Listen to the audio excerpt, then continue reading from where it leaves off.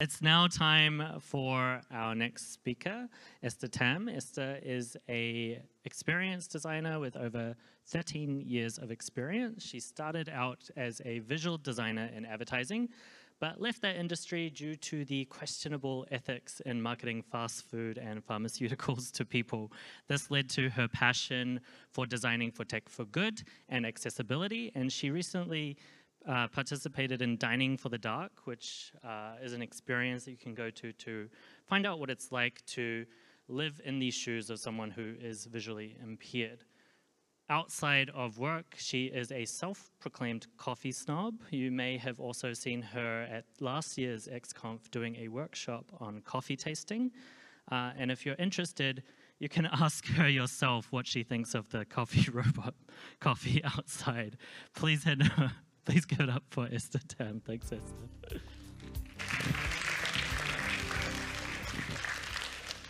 Hi, everybody. Can you hear me? Good. So I'm going to talk about accessibility. And I kind of want to show of hands, how many of you actually heard of accessibility? Oh, quite a number of you. Very good. And I hope that after my talk, every one of you would actually take away some nuggets of wisdom about what accessibility actually is. So it's actually not a new concept, and we actually encounter it in our everyday lives. So I'm pretty sure everybody has crossed the street at one point of their time in their lives. This is called the dropped curb, and it was actually designed by a British architect, Sir Goldsmith. And actually, a fun fact about Mr. Goldsmith is that he's actually disabled. So while he was in university, he actually contracted polio, and he became paralyzed all the way down the right side of his body. So that kind of became a factor as to why he became a lifelong advocate for disabilities. And he also spearheaded what's now known in architecture as universal design or barrier-free design. And it was after talking to people who use wheelchairs to get around urban environments that he came up with this idea of the drop curb, so that it allowed wheelchair users to cross the streets easily. And it turns out that every one of us here also very much appreciate his efforts. Some other cases of accessibility in our everyday lives. You have ramps, you have these markings on the pavement that you can see. That's for blind people to get around the cane. And these are called tactile pavings. And also, if you're in the lifts, you can obviously see there are braille markings for the lift buttons as well. Coming to a more modern and digital version of accessibility in our everyday physical environments, if you have been to a McDonald's recently, you will actually see this panel right here. This is their digital ordering menu board, and they introduced something called Reach Mode. So Reach Mode was designed for people who are in wheelchairs who actually can't reach the top of the menu board. So it's actually pretty tall. It's like taller than I am. And for them, they can't reach the top of the screen. So what Reach Mode does is actually brings down the screen so that they'll need to interact with the lower half of the screen. And it turns out that if you actually have young children, be careful. They might actually go and run off and buy themselves a dessert if you're not looking. So that's what the goal of accessibility really is. It's actually to make products, environments, activities to be as usable as many people as possible. But there's also one thing that's present in our daily lives that we use every day that was actually born out of inclusivity. And that's actually the internet. So I'm going to tell you a little story about the history of the internet. So the father of the internet, his name is Vint Cerf, and he's actually disabled as well. So he was born with a hearing impairment and is colorblind. And what happened was that when he had this vision of the internet, he wanted it to be a place that was really inclusive, and especially for deaf people. So when he wrote the protocols for email, it was meant to be an assistive technology to enable deaf people to be able to communicate accurately and effectively. And fun fact, his wife is also actually deaf. So there was a joke that he and his wife used email to communicate a lot after he developed that technology. And it was actually through email that she was able to communicate with her doctors to get the actual type of cochlear implants that she needed. But for many of us, designing for inclusivity and accessibility becomes an afterthought, because unlike Simon Goldsmith and unlike Vincef, we are actually not permanently disabled. It's not an experience that many of us live with currently, and it becomes very hard for us to empathize what it means to be disabled.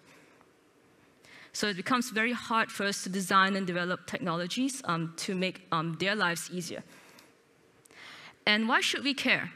Because actually, 20% of people worldwide are disabled. And that's a lot of people if you think about it, 1.85 billion people. And maybe to talk about a little bit more about what disabilities are, there are 5 major categories. So visual, you include people who are blind, have low vision, or are colorblind. Speech, so if you have an inability to speak, you have a speech impairment.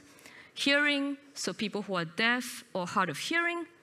Cognitive disabilities could include dyslexia, ADD, epilepsy. So in the beginning of this whole XConf, when there was that introduction movie where you had the flashing lights and the strobing effects, someone with epilepsy might have a seizure because of watching that. And last but not least, motor disabilities. So physical handicaps, but in the realm of the web, motor disabilities would broadly cover anybody who's actually not able to use a mouse. So how do these people with disabilities, I'm going to call them PWDs for abbreviation, interact with digital spaces? So they actually used a wide variety of assistive devices, which could be anything from keyboard navigation help to screen readers, dictation software, etc., to help them navigate digital spaces because they can't see, they can't hear. And why do we want to talk about it? Because as digital spaces become more and more complex, and as you heard, like extended reality is coming, and it's coming quick. And because of the speed at which technology develops, we kind of would tend to park inclusive design as maybe something that we'll consider later. And what happens is that this leads to an increasing digital divide. And people with disabilities will find it harder and harder to interact with online and digital spaces. So there was a study done in 2016 in the United States called the P.O.U.R Research Survey. And what they found out was that 40% of PWDs felt comfortable being online, as opposed to 80% of able-bodied people that felt comfortable going online. So you can see that there is this big gap already.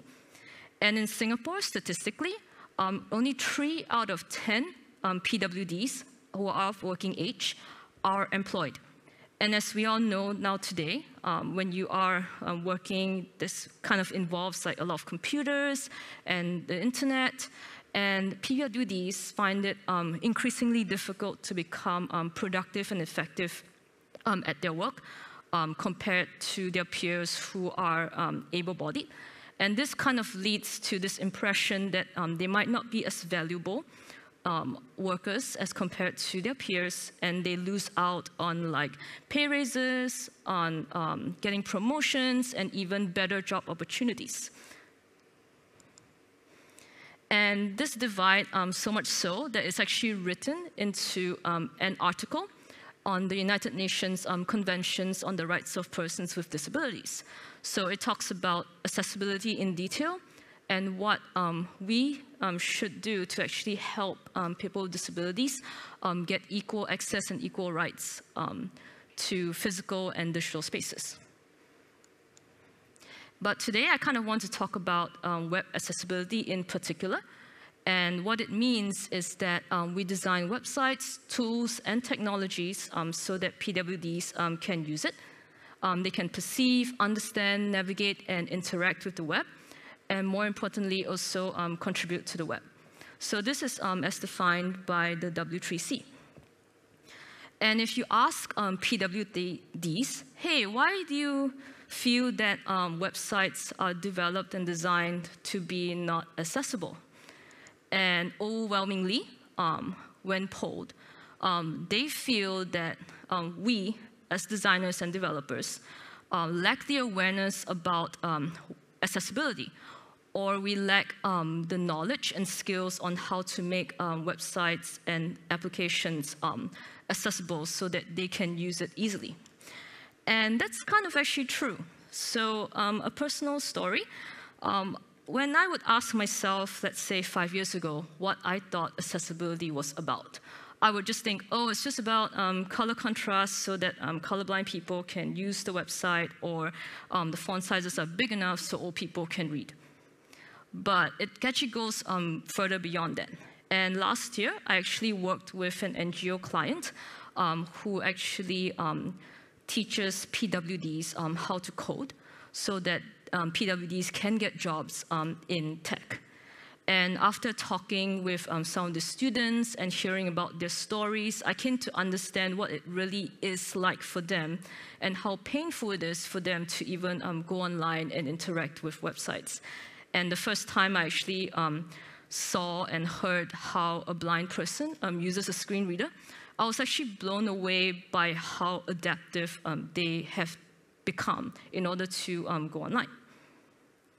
But web accessibility doesn't just mean that it's only to benefit PWDs. So as you saw earlier on, physical environments, accessibility does impact and make everybody's lives easier. Web accessibility does too make all our lives easier. So how many of you have actually used your mobile phones and found out that, hey, this website is not mobile friendly, it's not responsive, or it's just taking so long to load because my Wi-Fi is bad? That is inaccessible design. It's not adaptive, and it's not usable. What about situational disability? So how many of us have actually gone back to the office to work? And the office is very noisy, right? Meeting rooms are really scarce, and you take your Zoom calls at your desk. And if your neighbor is also taking a Zoom call at your desk, even if your earphone's plugged in, it's really noisy. I can't hear who's speaking on Zoom. So I might want to turn on closed captions. That is an accessibility feature. What about temporary disability?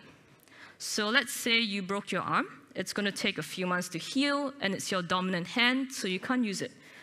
Another personal story, a couple years back, I actually developed tendinitis in my left hand. So it was really painful to hold stuff. So what happened, my doctor told me I could not move my left hand for 4 months. So I was essentially like one-handed. And even though I'm right-handed, I'm a two-hand typist. So it was really hard for me to be as quick at work as I could be with just one hand. And on the mobile phone, I couldn't use two thumbs to type, so I actually resorted to swipe to type, which is also kind of an accessibility feature in itself. And then last but not least, aging. We will all age. And as we age, our vision will go, our hearing will go, our mobility would go. Kind of sounds similar to what PWDs would be experiencing. And that's a fact, because almost every one of us will experience some form of disability, whether it's permanent or temporary, at some point of our lives. So when you look forward to that, you kind of want to start thinking about accessibility as investment for your own futures.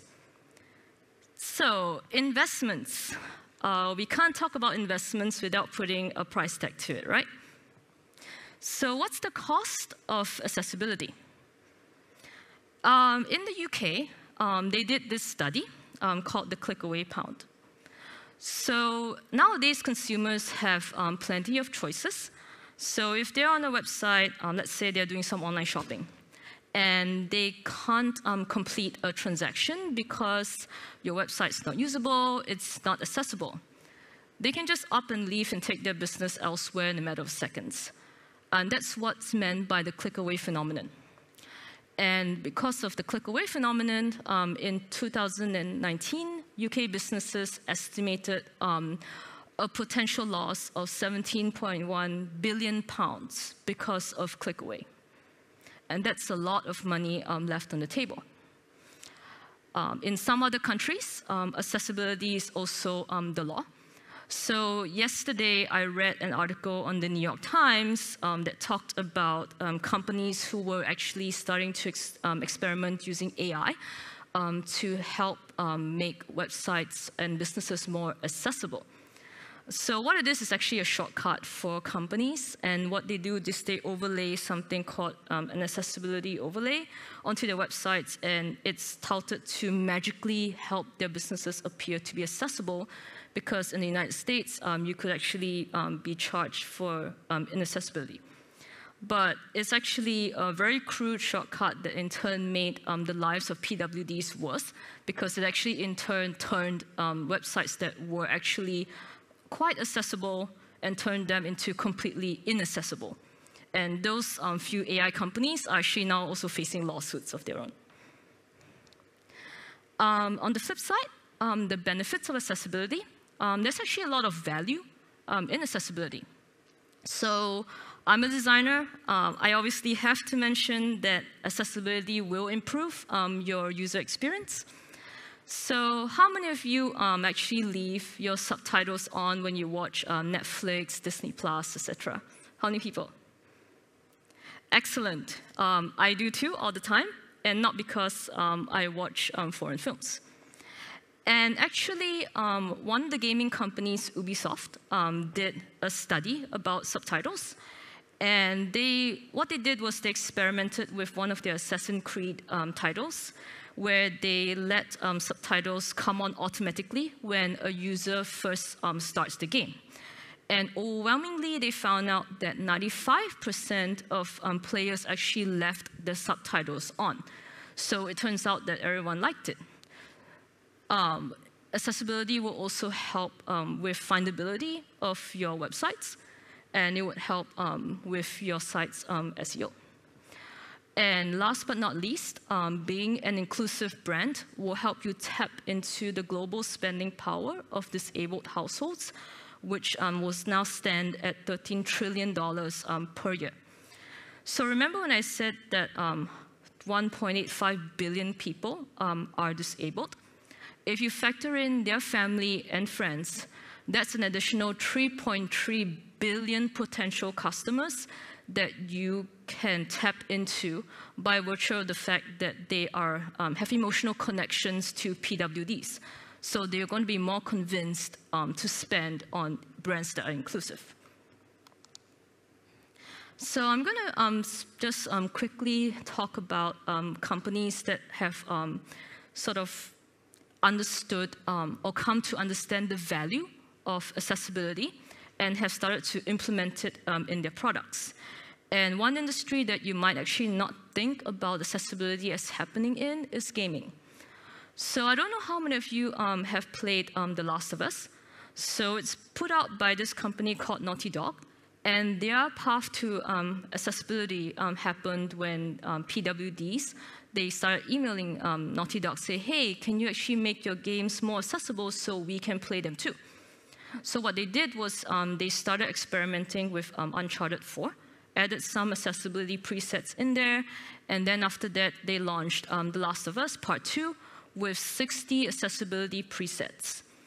And as it turned out, they discovered that a lot of people who had proper vision actually started enabling some of these presets because it just made their gameplay so much easier, and they didn't have to spend a lot of time doing things that was taking up a lot of effort to do. So for example, auto pickup, a lot of people activated it. So you might be wondering in this audience, so as a developer, where can I start with accessibility? What can I do? As a designer, I just want to say that designing for accessibility is not just our responsibility, and as developers, you can contribute too. But by what I mean by contribute is I don't expect you to go out and start building screen readers and dictation software. because chances are most operating softwares already come equipped with many of these accessibility features. Apple does it, Microsoft, Google, you name it, they have a whole suite of them. But what we can do is actually follow some best practices to ensure that we support web accessibility. So first, have a chat with your designers. Ask them, how can I help support you to ensure that what we are creating, our websites, our apps, are going to be accessible. And the gold standard of accessibility is WCAG's AA compliance. Secondly, how can we support assistive tools with good semantics? And last but not least, conduct some usability testing. So what is WCAG? And what is the AA compliance? So the WCAG, it stands for the Web Content Accessibility Guidelines. It's a set of technical guidelines that's created by W3C for creating accessible web-based content based on 4 principles: perceivable, operable, understandable, and robust. And AA is considered the gold standard, and you have to actually pass 38 criteria to meet this standard. But as a designer, I could argue that, hey, WCAG is actually, most of it falls in the realm of UI and UX design. This is my personal example. It's not a very good example, but I just kind of wanted to show you in the daily life of a designer, in whatever design applications that we choose to work in, we can actually install plugins that would help us with some accessibility testing on our own designs. So we can find out if our color contrast ratio is good enough, is our font sizes failing, and stuff like that. And for this slide, I kind of just want to show you the distribution of this 38 criteria for the to pass AA. And you can see that a lot of it actually falls under the first 3 principles: perceivable, operable, understandable. Can people read the content, use the content, understand the content? I would say that this kind of should be where a designer raises their hand and say, hey, let me take ownership of these 3 principles, because it's really about describing how UI and UX can be and should be accessible. But what we need help in is the last principle, robust. Can machines, assistive devices read the code? So we need the collaboration between designers and developers to make sure that whatever UX that we create, and when it gets put into code, when the assistive devices read the code, they can actually translate an equally good experience for PWDs at the end of the day. If you're interested to read more about WCAG, you can go to w3.org to read up all about it. Secondly, it's about good semantics. So what exactly is good semantics? I don't want to be the designer to be on stage to teach you about HTML 101, but that's what good semantics actually is. It's kind of back to basics, where your code uses your headings, you have your landmarks, you have tables where your header cells contain information that's critical to the understanding what the raw data in the table is. Use real lists, real tags in your ordered lists, have text alternatives for non-text content, such as alt text for images. And when you're dealing with custom components and standard HTML definitions don't work, you can have ARIA as your fallback. And ARIA stands for Accessible Rich Internet Application Suite. And it's also developed by w3.org to complement what exists for standard HTML.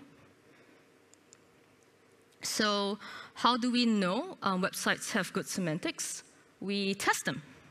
So how you test them is to do testing with assistive devices. And I'm going to show you a very mini tutorial on how to do that. But first of all, I'm going to put 2 examples on screen. So on my right, there's ESPN, and on my left, there's BBC. So I would like everybody to just take a second, based on your gut feeling, by just looking at these two websites. Which one do you think will pass accessibility? So show of hands for people who think ESPN. Okay. Who thinks BBC? Cool. So before I review the results of the accessibility testing, I'm going to show you what you can do, and it's actually really simple. So I tested it with a screen reader, and because I'm on a Mac, I used VoiceOver. So it's just 3 simple steps. First of all, you want to enable keyboard navigation. So don't cheat with a mouse. Use your tab navigations. Secondly, is to enable VoiceOver. That's the screen reader program. So you kind of go into Preferences, Accessibility, and you enable VoiceOver. And then after you enable VoiceOver, you can start to bring up something called a web router. So it's that black overlay that you see. So it's kind of like a menu for when you're using screen readers. Now, the blind people can't see this, but sighted users can. And when you're in VoiceOver, you hit Control-Option-U, and you can bring up this menu. So you can sort of like investigate a whole bunch of things, like your headers, your landmarks, how well you've labeled your links, etc. So the moment of truth, which one do you think won or passed the testing? So the winner is actually BBC. First of all, landmarks. BBC does a very good job at having landmarks throughout the page, whereas as you can see, ESPN only has defined their banner and their navigation. But where is their main? Their main is missing. Next one that I tested was how well they labeled their links.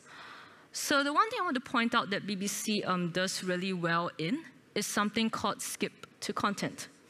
So a lot of times when blind people are using the internet, they have to painstakingly tap through each and every single web element that's on the page. And the way they navigate is very linear. So however we structure it, that's how they are guided through the website. So what skip to content allows them to do is for all the elements that's in the header, your navigation bar, your search box, etc., they can skip all of that and go directly to main so they can read up on the news. And then they can go back to the navigation if they want to. But for ESPN, you're letting these poor people tap through the entire scoreboard of the tennis finals before they can even get to the main content. Last but not least, headings. So as you can see, BBC does a good job at using your H2s and your H3s.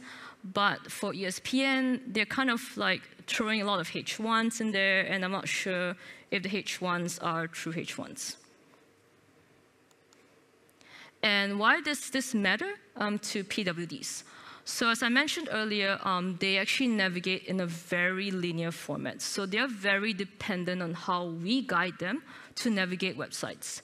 And as you can see, lots of them depend on, they really like skip to main content, and heading levels are extremely useful for them. And then after that, ARIA. So ARIA is when you have custom components that might be created in JavaScript, and you can't exactly just use standard HTML to kind of describe accessibility for custom components. So this is when you use ARIA. And ARIA is really good for things like pop-ups. So I'm just going to give you a very brief overview about how to actually do ARIA. I don't code, so please don't ask me questions about the code. But let's say we want to make a modal accessible. So pop-ups are very notorious for being really bad with accessibility. And what happens with pop-ups is that if it's not well-defined, because standard HTML doesn't really support it that well, is that it actually is invisible to blind users who use screen readers. So they might be just going around on the website, they accidentally trigger a pop-up. But the screen reader cannot read this pop-up right here. So what happens is that it doesn't appear to the blind user, and they're kind of stuck on the page. So they are just moving around, but they're not going anywhere because they don't understand that there's a pop-up they need to interact with. So what ARIA does is that with a few simple lines of additional code, you're going to make life a whole lot easier for PWDs to use the internet. Lastly, it's about accessibility testing. So accessibility testing is twofold to do a really good audit. It's a combination of manual testing and automated testing. So manual testing was what I showed earlier, just now, with using the screen reader to kind of like test semantics. And anybody can do manual testing, not just developers. You can get your designers to do it. And I encourage you to get your designers to do manual testing so they can actually see for themselves, are they designing a good user experience for PWDs? Automatic testing is where you use a software tool to actually evaluate your code for accessibility issues. So you could use plugins, for example, like Lighthouse. And there's actually a whole list by W3C that you can look up to see what suits your needs. And accessibility testing is actually really simple for automatic testing. You just run the report on Lighthouse, for instance. And I did this for both ESPN and BBC. So I ran them through accessibility testing, and it spit out the report for me. And it will tell you exactly what needs to be fixed, where these issues are. So you can just go there and fix it. And hopefully, you can increase your accessibility score and make your websites more user-friendly for PWDs. So I kind of want to end on a note to say that I strongly believe that accessibility is and should be a collaborative effort between designers and developers, because we want to make sure that the good UX experience that a designer has thought out of to include PWDs can be translated by their assistive technologies, and that's where developers come in with good code and good practices to make sure that PWDs will get an equally good user experience as would normal users. Because at the end of the day, accessibility actually plays a really big role in creating responsible technology. And at Thoughtworks, we are really passionate about this, and we actually put out an entire playbook on this. You can go read it up if you haven't already, because we actually want the future of technology to be inclusive and have designs that are ethical. And that's it. So I will take any questions from the floor.